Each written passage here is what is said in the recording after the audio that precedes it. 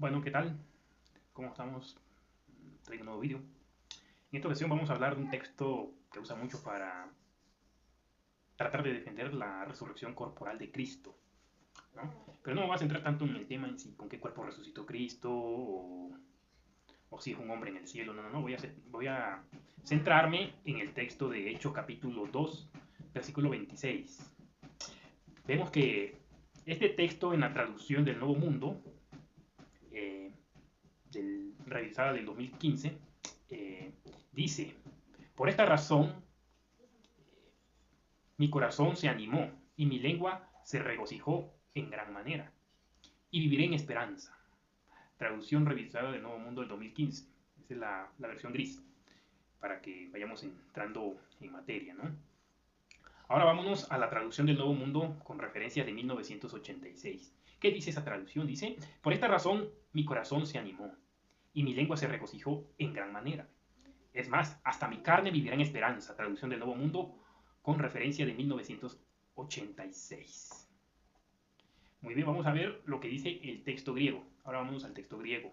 Diatou, eufrate, e cardia mou. Es decir, por esta razón, por eso mi corazón se alegrará. Eso es lo que significa lo que acabo de mencionar. Kai, egayasato, e glosamou. Y mi lengua se alegrará. Muy bien. Etide et sar. Mou katakenosei et elepidi. Por tanto, también mi carne morará en esperanza. Lo que dice así, de esa manera, el texto griego, ¿no? Eso es lo que les acabo de mencionar. El texto griego dice así. Hechos capítulo 2, versículo 16 es una cita de Salmos 16:9. El texto griego del Nuevo Testamento lo cita exactamente como aparece en la Septuaginta griega, ¿verdad? En la Septuaginta griega aparece como en el Salmo 15:9.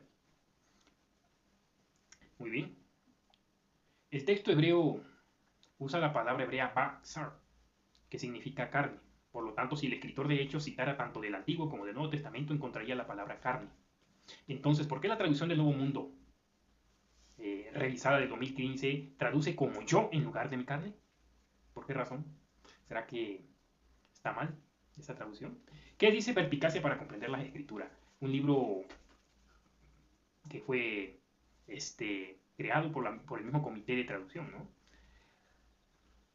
Entonces, también se usa para referirse a una persona, ¿no?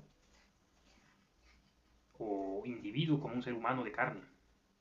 Toda la humanidad, especialmente desde la perspectiva de Dios, el espíritu se describe como carne. Perspicacia para comprender las escrituras, volumen 1, página 434, en entrada carne. Eso es lo que dice, ¿verdad? Entonces hay que analizar textos o ver textos para interpretar correctamente las escrituras, ¿no? La misma escritura se va interpretando poco a poco. Romanos capítulo 7, versículo 18 dice: porque sé que en mí, es decir, en mi carne, no mora nada bueno, porque tengo el deseo de hacer lo bueno, pero no tengo la capacidad de hacerlo. Romanos capítulo 7, versículo 18. Vamos a ver ahora el texto de Colosenses 2:1. Porque quiero que sepan que tengo lucha por ustedes, por los de la Odisea y por todos los que no me han visto en persona. Literalmente los que no han visto mi rostro en persona. Eso dice Colosenses 2:1. Si Dios miró la tierra y vio que estaba arruinada toda la humanidad, es decir, toda la carne, había arruinado su camino sobre la tierra. Eso está en Génesis capítulo 6, versículo 12. Porque Jehová ejecutará juicio con fuego, sí, con su espada, contra todo ser humano, contra toda carne. Y los muertos por Jehová serán muchos. Eso dice Isaías 66:16. Y todos verán la salvación de Dios. Y toda carne la verá. Lucas capítulo 3, versículo 6. Traducciones que traducen carne como otro término que mantiene el mismo significado. ¿Cuáles serán esas traducciones? ¿Será acaso traducciones hechas por los testigos de Jehová? No. Vamos a ver, por ejemplo, por eso mi corazón se alegró y mis palabras son palabras de gozo. Y yo, un mortal, descansaré en esperanza. Nueva traducción viviente, eso dice en Hechos, ¿verdad? El texto que estamos analizando en este vídeo. Por esto se alegrará mi corazón, mis palabras serán gozosas y viviré en esperanza, versión en inglés contemporáneo.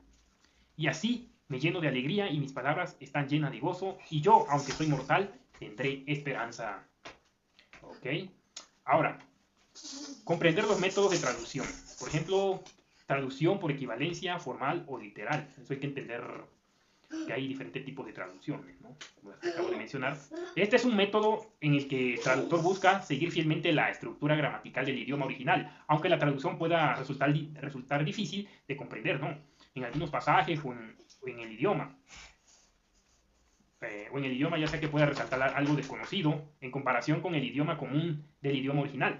Un ejemplo de traducción literal es la traducción del Nuevo Mundo con referencia a edición de 1986. También la traducción de John Ferreira de Almeida, edición revisada y corregida. ¿Ok? Traducción por equivalencia dinámica o funcional.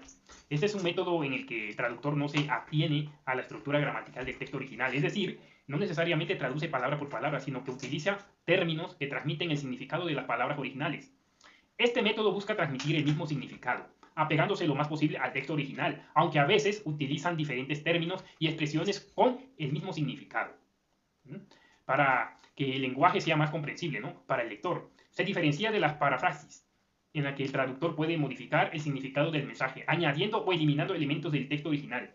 La traducción revisada del Nuevo Mundo, edición 2015, es un ejemplo de equivalencia dinámica, dado que la palabra carne también se refiere a la persona misma. Traducir mi carne como yo conserva el significado de Hechos capítulo 2, versículo 26. O sea que no se borra el significado y no se borra el contexto, simplemente lo mismo. Es como si yo digo yo, pues yo que soy carne. O los animales también son carne, pero es diferente tipo de carne, ¿no? Ya, como lo explica Pablo en uno de sus textos. ¿Qué significa la expresión mi carne morará en esperanza? ¿Y acaso esto significa que ese mismo cuerpo iba a resucitar, iba a andar por ahí 40 días enseñándoles a sus discípulos todo lo que tenían que hacer? No. Perpicacia para comprender las escrituras también explicó eso en su volumen 1, página 334, en la entrada de carne. Hizo un comentario interesante y que vamos a analizar en este momento. Dice, durante el ministerio terrenal de Jesús, aunque sabía que sería sacrificado como sacrificio de rescate, su carne vivió en esperanza. Esto se debía a que sabía que su Padre lo resucitaría, que su sacrificio cumpliría con éxito el propósito de rescate y que su carne no vería corrupción. Entonces, por lo tanto, según el comentario anterior, el hecho de que la carne de Jesús residiera a salvo se relacionaba con la expectativa y con la certeza de Jesús de que resucitaría. La expresión se refiere a la actitud de Jesús antes de su muerte y resurrección. No afirma que Jesús resucitaría en un cuerpo físico. En otras palabras, Jesús en su carne, mientras era humano en la tierra, tenía esperanza, o tenía la esperanza de resucitar. Por otro lado, respecto al cuerpo en el que Jesucristo resucitaría, observe lo siguiente texto para que veamos si realmente fue el mismo cuerpo, como muchos enseñan, ¿verdad? Porque Cristo murió por los pecados una sola vez, el justo por los injustos para llevarnos a Dios, murió en la carne, pero vivificó en espíritu. Primera de Pedro 3:18, un texto contundente y aplastante para los que enseñan que Jesús es un zombie en el cielo, que tiene ese cuerpo sin sangre, todo marginado, todo flageado allá en el cielo, pero que está iluminado, ¿no? de luces, que es un cuerpo glorioso, ese cuerpo de carne. Eso es lo que enseñan muchos.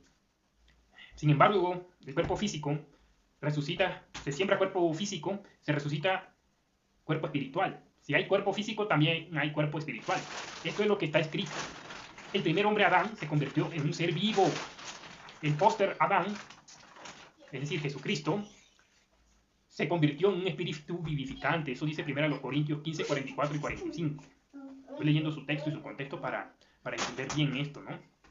La exposición de Hill, de toda la Biblia, muestra esta misma comprensión. Además, mi carne morará en esperanza o en seguridad, es decir, que su cuerpo reposaría tranquilo en la tumba, como en su lugar de descanso, libre de todo trabajo, penas y sufrimientos, y a salvo de gusanos y de toda corrupción.